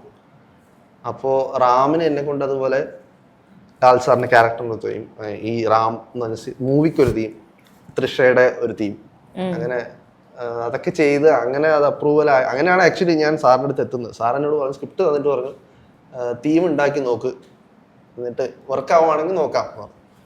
അപ്പം ഞാൻ ചെയ്ത തീം സാറിന് അത് ആ സ്ക്രിപ്റ്റുമായിട്ട് റിലേറ്റ് ചെയ്യാൻ പറ്റി. അങ്ങനെയാണ് എന്നോട് വരാൻ പറഞ്ഞത്. അപ്പം അങ്ങനെ റാം തുടങ്ങി. നമ്മൾ ആക്ച്വലി ഒരു റാമിൻ്റെ ഫസ്റ്റ് ഹാഫോളം മ്യൂസിക്കൊക്കെ ചെയ്തു, അതിലൊരു പാട്ടുണ്ടായിരുന്നു. പക്ഷെ അൺഫോർച്ചുനേറ്റ്ലി റാം ഇങ്ങനെ സ്റ്റക്കായി നിൽക്കുമ്പോഴാണ് നമ്മുടെ കൂമൻ വരുന്നത്. അപ്പോൾ അതായത് നമുക്ക് ഓൺ പേപ്പർ വേണമെങ്കിൽ നമുക്ക് പറയുമ്പോൾ കൂമനാണ് എൻ്റെ ഫസ്റ്റ് റിലീസ്ഡ് വർക്ക്. പിന്നെ കൂമൻ ചെയ്തു. കൂമൻ ഒത്തിരി ഈ സ്കോറിനും ഇതിനൊക്കെ നല്ല അപ്രിസിയേഷൻ വന്നത്. കാരണം കൂമൻ ചെയ്യുന്ന സമയത്ത് ഞാൻ എല്ലാം ഒറ്റക്കിരുന്നായിരുന്നു ചെയ്തുകൊണ്ടിരുന്നത്. അതെൻ്റെ ആദ്യത്തെ വർക്ക്. അത് എനിക്ക് ഒത്തിരി സമയം കിട്ടിയായിരുന്നു. ഒരു 5 to 6 months ഞാൻ തന്നെ കുത്തിയിരുന്നു പ്രോഗ്രാം ചെയ്ത്. വേറെ എനിക്ക് കൂടെ ആരും ഉണ്ടായിരുന്നില്ല, പ്രോഗ്രാമേഴ്സ് ഒന്നും ഉണ്ടായിരുന്നില്ല. കംപ്ലീറ്റ്ലി എൻ്റെ കൈ വെച്ചിട്ടുള്ള പരിപാടിയായിരുന്നു. പിന്നീട് കൂമൻ കഴിഞ്ഞ് ആണ് നമ്മുടെ നേര് സാറുമായിട്ട് ചെയ്യുന്നത്. നേരും ഇതേപോലെ തന്നെ സാർ എന്നോട് ഒന്നും പറഞ്ഞില്ല. സ്ക്രിപ്റ്റ് നമ്മൾക്ക് സാറിൻ്റെ അടുത്ത് എങ്ങനെയാ വെച്ചാൽ അസിസ്റ്റന്റ് ഡയറക്ടേഴ്സും എല്ലാവരെയും വിളിച്ചിട്ട് സാർ ഒരു സിറ്റിംഗ് വെക്കും, സ്ക്രിപ്റ്റ് കൊടുത്തിട്ട് എല്ലാവരും വായിച്ചിട്ട് ഒന്നിച്ചിരുന്ന് അഭിപ്രായം എടുക്കും. അപ്പം അങ്ങനെ ഒരു സെഷനിൽ ഞാനും ഉണ്ടായിരുന്നു അഭിപ്രായം. അങ്ങനെ ഒരു സെഷനിൽ നമ്മൾ സ്ക്രിപ്റ്റ് ഡിസ്കഷൻ കഴിഞ്ഞിട്ട് തിരിച്ച് ഞാൻ പോയിട്ട് എന്നോട് ചെയ്യണമെന്നൊന്നും പറഞ്ഞില്ല. ഞാൻ തിരിച്ചു പോയപ്പോൾ എനിക്ക് ആ ഐഡിയ കേട്ടപ്പോൾ ഈ സാറാന്ന് പറഞ്ഞ ക്യാരക്ടറിന്, അനശ്വര ചെയ്ത ക്യാരക്ടറിന് വേണ്ടിയിട്ട് ഒരു ഐഡിയ വന്ന് ഞാൻ ജസ്റ്റ് ഞാനത് ചെയ്ത് അങ്ങനെ ചെയ്ത് ഞാൻ അന്ന് തന്നെ ഓക്കെ ഇത് ചെയ്ത് കളയാം, റെക്കോർഡ് ചെയ്ത് കളയാം എന്ന് പറഞ്ഞിട്ട് അങ്ങനെ ചെയ്ത് ഞാൻ സാറിന് അങ്ങോട്ട്, സാർ എന്നോട് ഇങ്ങോട്ട് പറയുമ്പോൾ സാറ് വേണമെങ്കിൽ ഒരു സാധനം ചെയ്ത് നോക്ക് എന്ന് പറഞ്ഞു. സാർ ചെയ്തു. ചെയ്തു. അപ്പോൾ സാറ് നമ്മൾ തൊട്ടടുത്ത സാറിന്റെ ഗസ്റ്റ് ഹൗസിലാണ് ഞാൻ താമസിക്കുന്നത്. അപ്പോൾ ഞാൻ സാറിനെ ജസ്റ്റ് റാൻഡംലി മീറ്റ് ചെയ്ത സാറ് ചെയ്തു നോക്കുന്നത് ഞാൻ ഓൾറെഡി ചെയ്തു. സാറ് ചായ കുടിച്ചോണ്ടിരിക്കേ, കപ്പൊക്കെ എടുത്ത് അതുപോലെ വന്നു. അങ്ങനെ വന്നിരുന്ന് കേട്ട് കഴിയുമ്പോഴത്തേക്ക് എല്ലാവരും ഭയങ്കരമായിട്ട് അത് ഹിറ്റ് ചെയ്തു. അപ്പോൾ ആ തീം ആ ഒരു സാധനമായിരുന്നു. പിന്നീട് അങ്ങോട്ട് എല്ലാം അത് ആ സമയത്ത് നേരിടുന്ന സമയത്ത് ഞാൻ പറഞ്ഞിട്ടുണ്ടായിരുന്നു, സാറും പറഞ്ഞിട്ടുണ്ടായിരുന്നു. അതായത് ആ എൻഡിങ്ങിലെ ആ ക്ലൈമാക്സ് സീനുണ്ട്, ലാൽ സാറിന്റെ മുഖം തൊട്ട് നോക്കിയിട്ട് പോകുന്ന ആ ഫുൾ സീക്വൻസ് ആക്ച്വലി ഈ മ്യൂസിക് കേട്ടിട്ട് എഴുതിയതാണ്. മ്യൂസിക് വെച്ചതിന്റെ സ്ക്രീൻ അങ്ങനെ ഒരു സാധനം അതിൽ ഉണ്ടായിരുന്നില്ല സ്ക്രിപ്റ്റ്. ഞാൻ ഈ തീം ചെയ്ത് കഴിഞ്ഞപ്പോൾ അത് കേട്ടിട്ട് ഭയങ്കരമായിട്ട് ഇൻസ്പയർഡ് ആയിട്ട് പിന്നെ സാർ അത് വെച്ച് അനശ്വരന് സെറ്റിലും പോയിട്ട് സാർ ചെയ്ത് കേൾപ്പിക്കും അത്ര പിന്നെ അഭിനയിക്കുന്ന സമയത്തൊക്കെ. അപ്പൊ അങ്ങനെ ആയിട്ട് പിന്നീട് ആ മ്യൂസിക് കൊണ്ട് ഉണ്ടായ ഒരു പരിപാടിയാണ് അതിൻ്റെ ആ സീക്വൻസ്. അപ്പോൾ അങ്ങനെ ഇപ്പം നേരെ ചെയ്തു, പിന്നീട് നുണക്കുഴി ചെയ്തു, മിറാഷ് ചെയ്തു. വലതുവശത്തെ കളറിൽ എത്തി നിൽക്കുക. അതിനിടയിൽ ഞാൻ സാറിൻ്റെതല്ലാതെ മാറിയിട്ട് ഒരു വേറെ ഡയറക്ടറിനെ ചെയ്യുന്നത് റോസ്ലിൻ ആണല്ലോ. അതെ, സുമേഷ്. അത് സുമേഷിന്റെ ആയത് എനിക്ക് വലിയ സന്തോഷം. അതുപോലെ തന്നെ ഇതിൽ 3 പാട്ടുകളുണ്ട്. ഈ പാട്ടുകളാണേലും ഡിഫറെൻറ്റ് രീതിയിലുള്ള പാട്ടുകളാണ്. അപ്പം അത് പ്ലേസ് ചെയ്ത രീതിയും കമ്പോസ് ചെയ്ത രീതിയും ഒക്കെ എങ്ങനെയായിരുന്നു? അതിനകത്ത് നമുക്ക് ഒരു പാട്ട് മാത്രമാണ് നമ്മൾ റിലീസ് ചെയ്തത്, കേട്ട് കാണുമല്ലോ, സിയോണിലെ എന്ന് പറഞ്ഞാൽ. അതാണ് ഒരു കിക്കാസ് ട്രാക്ക് പരിപാടി. കാരണം മറ്റേതൊക്കെ നമുക്ക് സിറ്റുവേഷണൽ സംഭവങ്ങളായിരുന്നു. അതായത് നമ്മുടെ ആ നേരത്തെ പറഞ്ഞ വയലിൻ തീം ഉണ്ടോ, ആ സാധനം ആണ് ഫസ്റ്റ് സോങ്ങിന്റെ ബേസിസ്. പിന്നെ ഒരു തേർഡ് സോങ് ഉണ്ട്, അത് ജസ്റ്റ് ഒരു മൊണ്ടാഷ്, ഒരു ഫീൽ ഗുഡ്. അത് ശ്രീകുമാർ വാക്കിയിലാണ് ആ 3ാമത്തെ പാട്ട് പാടിയേക്കുന്നത്. നമ്മുടെ അനുരാഗ് ലോചനായൊക്കെ പാടിയ സിംഗറാണ്. പുള്ളി വളരെ സ്വീറ്റ് ആയിട്ട് അത് പാടിയിട്ടുണ്ട്. പിന്നെ ഈ പറഞ്ഞ റിലീസ് ചെയ്ത് നമ്മുടെ ഇപ്പോൾ സിയോണിലെ എന്ന് പറഞ്ഞ സോങ്, ആക്ച്വലി അത് അങ്ങനെ ആ സോങ് ഉണ്ടായിരുന്നില്ല. അതായത് ഞാൻ വേറൊരു പാട്ടായിരുന്നു ചെയ്തത്. അപ്പൊ ഇതിനകത്തുള്ള ഒരു പ്രത്യേകത വെച്ചാൽ ഇവര് രണ്ടുപേരും, വിനായകും സാധാരണ ഞാൻ ചെയ്യുന്ന വർക്കിന് ഞാൻ സ്ക്രിപ്റ്റ് റൈറ്ററുമായിട്ട് ഇൻവോൾവ് അല്ല. ഇപ്പൊ ജിത്തു സാർ ഒരു ഡയറക്ടറിനോട് മാത്രമാണല്ലോ നമ്മൾ കമ്മ്യൂണിക്കേറ്റ്. ഇതിനകത്ത് സ്ക്രിപ്റ്റ് റൈറ്റർ വിനായകും എന്റെ ഫ്രണ്ടാണ്, സുമേഷ് ഡയറക്ടറും എന്റെ ഫ്രണ്ട്. അപ്പൊ ഈ രണ്ടുപേർക്കും ഓക്കെ ആണോ ഞാൻ ചെയ്യുന്ന സാധനം. അപ്പൊ ഞാനും സുമേഷ് ആദ്യം ഇരുന്നിട്ട് നമുക്കൊരു സമയത്തിന്റെ ഒരു കൺസ്ട്രെയിൻ വന്ന കാരണം നമ്മളൊരു സംഭവം ചെയ്തിട്ട് വെച്ചായിരുന്നു ഒരു പാട്ട്. അത് ഏത് എപ്പിസോഡിലാണ്? 3ാമത്തെ എപ്പിസോഡിലൊരു സോങ്. അപ്പോൾ അത് സുമേഷിന് ഓക്കെ ആയിരുന്നു. പിന്നീട് മറ്റേ നമ്മുടെ വിനായകനെ വിളിച്ചിരുന്നേ കാണിച്ചപ്പോഴാണ് അവൻ പറഞ്ഞാൽ അത് ഭയങ്കരമായിട്ട് വലിയെന്ന്, നമുക്ക് ഇങ്ങനെ ചെയ്താലോ, അതൊരു ചേർച്ച് പരിപാടി വെച്ചിട്ട് ചേർച്ചിനകത്ത് വരുന്ന സീനായതുകൊണ്ട് നമുക്ക് ഒരു ചേർച്ച് പരിപാടി ലിറിക്സ് വെച്ചിട്ട്, പള്ളിപ്പാട്ടിന്റെ ലിറിക്സ് വെച്ചിട്ട്, എന്നാൽ സംഭവം ഇച്ചിരി സ്പീഡായിട്ട് നമുക്കൊരു ന്യൂജൻ ടൈപ്പ് അപ്ബീറ്റ് പരിപാടി ചെയ്യാൻ പറ്റുമോ എന്ന് ചോദിച്ചു. അപ്പൊ വിനായക അന്ന് അങ്ങനെ പറഞ്ഞ് മാറ്റി കറക്ഷൻ ചെയ്യിപ്പിച്ചുകൊണ്ട് നമുക്ക് ഇതുപോലത്തെ ഒരു നല്ലൊരു ട്രാക്ക് കിട്ടി. അല്ലായിരുന്നെങ്കിൽ ഇച്ചിരി ഒരു സ്ലോ മെലഡി പാട്ടായിരുന്നു. പിന്നെ ആദ്യം കമ്പോസ് ചെയ്ത റോസ്ലിന്റെ ഇമോഷൻ തന്നെ ക്യാരി ചെയ്യുന്ന ടൈപ്പ് ഓഫ് ഒരു സാധനമായിരുന്നു. അത് മാറ്റി ഇങ്ങനത്തെ പരിപാടിയിലേക്ക് എത്തിയപ്പോ പിന്നെ ആ ഏരിയ അങ്ങ് പമ്പായി. ആ ഒരു ട്രാക്ക് ഇപ്പം അത്യാവശ്യം സോഷ്യൽ മീഡിയയിലൊക്കെ ഇറങ്ങുന്നുണ്ട്. അത് പെട്ടെന്ന് ഹുക്കാവുന്ന ഒരു ടൈപ്പ് നല്ല ബീറ്റൊക്കെ ആയിട്ടുള്ള ഒരു പരിപാടി ആയതുകൊണ്ട് അതാ പറഞ്ഞ വിനായക അങ്ങനെ പറഞ്ഞതുകൊണ്ട് നമുക്ക് ആ സമയത്ത് നമുക്ക് ഇതിനെന്താ പ്രശ്നം തോന്നും പെട്ടെന്ന് പറഞ്ഞു. പിന്നെ അവനോട് പറഞ്ഞതിലേക്ക് കാര്യമുണ്ട്. കാരണം അത് കഴിഞ്ഞപ്പോ നമ്മുടെ സീരീസിന്റെ ആ ഒരു സെഗ്മെന്റും ഫാസ്റ്റായി, ഈ കട്ട്സ് ആണേലും ഫാസ്റ്റായി. ഇങ്ങനെ ഒരു സംഭവം ഇപ്പൊ ചില ആൾക്കാർക്ക് കണ്ടുപോകുമ്പോ അതിനകത്ത് അങ്ങനെ ഒരു പാട്ടുണ്ടെന്ന് ചിലപ്പോൾ അറിയില്ല. കാരണം അതുമായിട്ട് ജെല്ലായി പോകുന്നുണ്ടോ, അല്ലാതെ തന്നെ കഴിയും ഈ പാട്ടും തീർന്നിരുന്നെങ്കിൽ നമുക്ക് തോന്നും. ഇവിടെ അങ്ങനെയാണല്ലോ, പാട്ട് വരുമ്പോ അയ്യോ സ്കിപ്പ് ചെയ്യാം, അടുത്ത എപ്പിസോഡിലോട്ട് പോകാം. പക്ഷെ ഈ പാട്ട് ഡ്രൈവ് ചെയ്ത് പോകുന്നത് അതുകൊണ്ടാണ് ഇങ്ങനെ നല്ലൊരു ട്രാക്ക് വന്നത്. പാടിയേക്കുന്ന എലീഷ എന്ന് പറഞ്ഞ കുട്ടിയാണ്. എനിക്ക് ഒരു പെക്യുലർ വോയിസ് ഉണ്ട്, കേട്ടാ മനസ്സിലാവും. എന്നോട് വിനായക പാടി കേട്ടിട്ട് ഒരു പ്രേതം പാടി വരുന്നുണ്ട്. ഒരു പ്രത്യേക ടെക്സ്ചർ ഉണ്ട് പുള്ളിക്കാരിക്ക്. അപ്പം ഇനി അടുത്തൊരു ജോണർ ട്രൈ ചെയ്യുമ്പോ എങ്ങനത്തെ ജോണർ ആയിരിക്കും? അത് നമ്മള് കഥകൾ പല സ്റ്റൈലിലുള്ളത് നോക്കുന്നുണ്ട്. അത് ഏത് സംഭവിക്കുന്നു അതനുസരിച്ചായിരിക്കും അടുത്ത ഏതാ വരാൻ പോകുന്നത്. പക്ഷെ എനിക്ക് പൊതുവെ ചെയ്യാൻ ഇഷ്ടം ഇച്ചിരി സീരിയസ് സ്റ്റൈലിൽ വരുന്ന, ഇപ്പൊ ഈ ചെയ്തതുപോലെ അല്ലെങ്കിൽ പോലും ത്രില്ലർ ആണെങ്കിലും മിസ്റ്ററി ആണെങ്കിലും, അതല്ല ഇനി വേറെ നിലയിൽ ഇപ്പൊ ക്രൈം ഡ്രാമ ആവാം, ഇൻവെസ്റ്റിഗേഷൻ ആവാം. ഫീൽ ഗുഡിലേക്കൊക്കെ പോവാം. ഫീൽ ഗുഡിലേക്ക് എനിക്ക് ചെയ്യാൻ അറിയുമോ എന്ന് എനിക്ക് അറിയത്തില്ല, ഇതുവരെ ഫിഗർ ഔട്ട് ചെയ്തിട്ടില്ല. ഒരു പരിധിവരെ വേണമെങ്കിൽ ഫാന്റസിയും ചിലപ്പോ എത്തിയേക്കാം. ഫീൽ ഗുഡ് കോമഡി ഹ്യൂമർ എനിക്ക് അറിയത്തില്ല, ചെയ്യാൻ അറിയുമോ എന്ന്. ചെയ്ത പാളുമോ എന്നുള്ളൊരു പേടിയുള്ളത് കൊണ്ട് തൽക്കാലം അങ്ങനെ കഥകളിലേക്ക് ഞാൻ അപ്രോച്ച് ചെയ്യുന്നില്ല. അധികം നീ ലേബിളൊന്നും പറയണ്ട. അത് ഇത് പറഞ്ഞ ഭയങ്കര പ്രശ്നം. ആ സാറിന്റെ അവസ്ഥ ഇപ്പൊ കണ്ടോണ്ടിരിക്കുക ഞങ്ങൾ. ജിത്തു സാറിന് ആക്ച്വലി ഒന്ന് ആലോചിച്ച് നോക്കിയാൽ കൃത്യമായിട്ട് നോക്കിയാൽ മനസ്സിലായി. സാറിന്റെ ഫിലിമോഗ്രാഫി എടുത്തു നോക്കി കഴിഞ്ഞാൽ സാർ തുടങ്ങി ഡിറ്റക്റ്റീവ് തുടങ്ങിയിട്ട് മമ്മി ആൻഡ് മീയും മൈബോസും ഒക്കെ ചെയ്ത ചിരിക്കുന്നൊക്കെ ഉണ്ട്. എന്നാലും വിത്ത് ജോസഫ് എന്ന് പറയുമ്പോൾ മെമ്മറീസ് തൃഷ്ണം. സാറാ ഷെല്ല് ബ്രേക്ക് ചെയ്യാനായിട്ട് ഒരുപാട് ട്രൈ ചെയ്യുന്നുണ്ട്, പക്ഷെ ആരും സമ്മതിക്കുന്നില്ല. ഈവൻ നുണക്കുഴി ഇറങ്ങിയ സമയത്തും ഇപ്പോഴും പലർക്കും നുണക്കുഴി സാറ് ചെയ്താണെന്ന് അറിയില്ല. അത് എൻജോയ് ആയിട്ട്, കാരണം ബേസിലാണല്ലോ സ്ക്രീനിൽ കാണുന്നത്. അപ്പൊ അതാണ് ഒരു സങ്കടമാണത് ആക്ച്വലി. ഇപ്പൊ നേരത്തെ എഴുത്തിന്റെ കാര്യം പറഞ്ഞല്ലോ, അങ്ങനെ എഴുതില്ല എന്നുള്ളത്. ഒരു സംവിധായകന് പ്രോപ്പറായിട്ട് സ്ക്രിപ്റ്റ് എഴുതാൻ അറിയണം എന്നുള്ളൊരു കാര്യം ഉണ്ടോ? അപ്പൊ നിർബന്ധമില്ല. നേരത്തെ എഴുതില്ല എന്ന് പറഞ്ഞാൽ ഞാൻ ഇപ്പൊ ആക്ച്വലി ചെയ്യുന്നുണ്ട്, അത് വേറെ കാര്യം. പക്ഷെ എഴുതാൻ അറിയണമെന്ന് നിർബന്ധമൊന്നുമില്ല. സ്ക്രിപ്റ്റ് കൃത്യമായിട്ട് റീഡ് ചെയ്യാൻ പറ്റിയാൽ മതി. അതിന്റെ പ്ലോട്ട് പോയിന്റുകളും പീക്ക് പോയിന്റുകളും എവിടെ ഡ്രാമ പറഞ്ഞണം, എവിടെ ഇറങ്ങണം, എവിടെ കയറണം, എവിടെ താത്തണം എന്നൊക്കെ ഉള്ളത് ധാരണ മനസ്സിലാക്കിയിട്ട് ആ എസ്തെറ്റിക് സെൻസ് ഉണ്ടായാൽ മതി എന്നാ തോന്നുന്നു. നമ്മള് എഴുതി സീൻ എഴുതണം എന്ന് നിർബന്ധം അങ്ങനെയൊന്നുമില്ല. ഇപ്പൊ സിബി സാറിനെ പോലുള്ള ഡയറക്ടേഴ്സും ഒക്കെ അതിനൊക്കെ ക്ലിയർ എക്സാമ്പിൾസ് ആണ്. അദ്ദേഹം എന്തോരം മാസ്റ്റർ പീസുകൾ ഉണ്ടാക്കിയിട്ടില്ല, പക്ഷെ അദ്ദേഹം എഴുതിയിട്ടില്ല. അപ്പൊ നല്ലൊരു സാധനം ഐഡന്റിഫൈ ചെയ്ത് സ്ക്രീനിലേക്ക് എത്തിക്കാൻ പറ്റിയ മതി. സംവിധായകന്റെ ജോലി അതാണ്. അതാണ് അത് എഴുതാൻ നിർബന്ധമുള്ളതായിട്ട് തോന്നിയിട്ടില്ല. ഇതിന്റെ ക്ലൈമാക്സിൽ എന്നെ ഇംപ്രസ് ചെയ്തൊരു കാര്യമായിരുന്നു, ഒറ്റ ഡയലോഗില്, സ്പോയിലർ ഒന്നുമില്ല, ഒറ്റ ഡയലോഗില് അത് ഫിനിഷ് ചെയ്തിട്ടുണ്ടായിരുന്നു. അത് സ്ക്രിപ്റ്റിൽ ഓൾറെഡി ഉള്ളത്. നമ്മളതിനകത്ത് ആകെ എന്റെ ഒരു കൊറിയോഗ്രാഫിയിൽ ഒരു ചേഞ്ച് വരുത്തി എന്നുള്ളതല്ലാതെ സംഭാഷണങ്ങളൊന്നും തൊട്ടിട്ടില്ല. സംഭാഷണങ്ങളൊക്കെ ഉള്ളത് തന്നെ, ഒന്നും തൊട്ടിട്ടില്ല.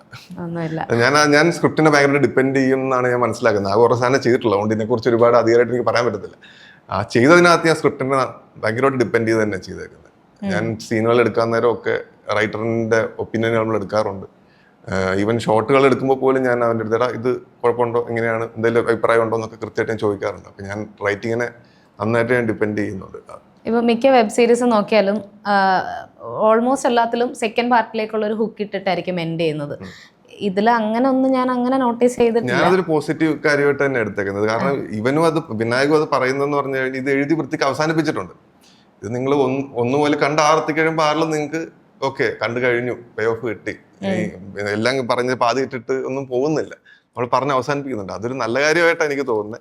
ഇനി ഇതിന് മുന്നോട്ടുള്ള ഭാവിയെ കുറിച്ചാണ് ചോദിക്കുന്നുണ്ടെന്നുണ്ടെങ്കിൽ അത് ആലോചിക്കാവുന്നതാണ്. അതിന് വേറെ സാധ്യതകളുണ്ട്. ഇത് പറയാണ്ട് നിർത്തിപ്പോണം എന്നൊന്നുമില്ല രണ്ടാമതൊരു ഘട്ടത്തിലേക്ക് കയറാനായിട്ട്. അല്ലാതെ നമുക്ക് എന്തെങ്കിലുമൊക്കെ ചെയ്യാവുന്നതേ ഉള്ളൂ. ഈ ഒരു കഥ പറഞ്ഞു തുടങ്ങി ഇത് അവസാനിപ്പിക്കണം എന്ന് എനിക്കും ഭയങ്കര ആഗ്രഹമുണ്ട്. കണ്ടു തീർക്കാൻ രക്ഷോ ഇനിയിപ്പോൾ ഇതിന്റെ സെക്കൻഡ് പാർട്ട് വന്നാലേ ബാക്കി അറിയത്തുള്ളൂ. അതൊരു തൃപ്തിയില്ലായ്മ തരാൻ വളരെ സാധ്യതയുള്ള ഒരു റിസ്ക് ഉള്ള സാധനമാണ്. ഇതിപ്പോൾ കണ്ടു തീരുമ്പോൾ ഓക്കെ കഴിഞ്ഞു, ഇനിയിപ്പോൾ അടുത്ത് വരുമ്പോൾ ഓക്കെ അടുത്ത് വരട്ടെ എന്നുള്ളൊരു ആംഗിളിൽ നിൽക്കുന്നതാണ് നല്ലത് എന്ന് എനിക്ക്, ആസ് എ വ്യൂവർ എനിക്കും അതാ ഇഷ്ടം. ഞാനിപ്പോൾ ആരുടെയും ഒരു സീരീസ് നല്ലതാണ് എന്ന് കണ്ടു നോക്കുന്ന ആരും സജസ്റ്റ് ചെയ്ത് ഞാനും ആദ്യം ചോദിക്കുന്നത് ഇത് കണ്ടു തീരുമ്പോൾ ഫുള്ള് കഴിയുമോ, അത് ഇനി അടുത്ത സീസണിന് വേണ്ടി വെയിറ്റ് ചെയ്യേണ്ടി വരുമോ എന്നുള്ളത്. അപ്പോൾ കഴിയും എന്ന് പറയുമ്പോഴേ ഞാൻ തുടങ്ങാൻ ജനറലി നോക്കാറുള്ളൂ. അതിനെ ഞാൻ സ്വന്തമായിട്ടൊന്നും ചെയ്തപ്പോൾ ശ്രമിച്ചു നോക്കി. അപ്പൊ ഇനിയും റോസ്ലിൻ ഇതുവരെ കണ്ടിട്ടില്ലാത്തവരോട് എന്ത് പറയും? ഒറ്റ കാര്യം പറയാനുള്ളൂ, നിങ്ങൾ അവസാനം വരെ കാണുക. ഇടയ്ക്ക് വെച്ചിട്ടിട്ട് പോകാണ്ടിരിക്കുക. നിങ്ങൾക്ക് ഉറപ്പായിട്ടും അതിൻ്റെ എൻഡിലേക്ക് എത്താൻ നേരം നിങ്ങൾക്ക് ഒരു സാറ്റിസ്ഫാക്ഷൻ കിട്ടും. അത്രേ ഉള്ളൂ. ഇടയ്ക്ക് ഈ പറഞ്ഞ ജനറലി വരുന്ന ഫീഡ്ബാക്കുകളിനകത്ത് ഇനീഷ്യൽ എപ്പിസോഡിനകത്ത് ഒരു ഇച്ചിരി സ്ലോ ഉണ്ടെന്നുള്ളത് കിട്ടും. അത് ഞാൻ 100% അതിനെ ഞാൻ മാനിക്കുന്നു. 100% അതിനെ ഞാൻ മാനിക്കുന്നു. അതുണ്ടെങ്കിലും അത് സഹിച്ചിരുന്ന് നിങ്ങൾ 5 കഴിഞ്ഞ് 6ലേക്ക് എത്തിക്കഴിഞ്ഞാൽ നിങ്ങൾക്ക് നിരാശ ഒന്നും വരത്തില്ല. അതൊന്ന് എത്തി കണ്ടങ്ങ് അവസാനിപ്പിച്ചു പോയാൽ വലിയ സന്തോഷം. അത്രേ ഉള്ളൂ. അല്ല, ഇതിൽ ചോദിക്കാൻ വിട്ടുപോയെന്നാണ് ഇതിന്റെ ലൊക്കേഷൻസും അതുപോലെ തന്നെ സിനിമാറ്റോഗ്രാഫിയും. അത് പറയാതിരിക്കാനായിട്ട് പറ്റില്ല.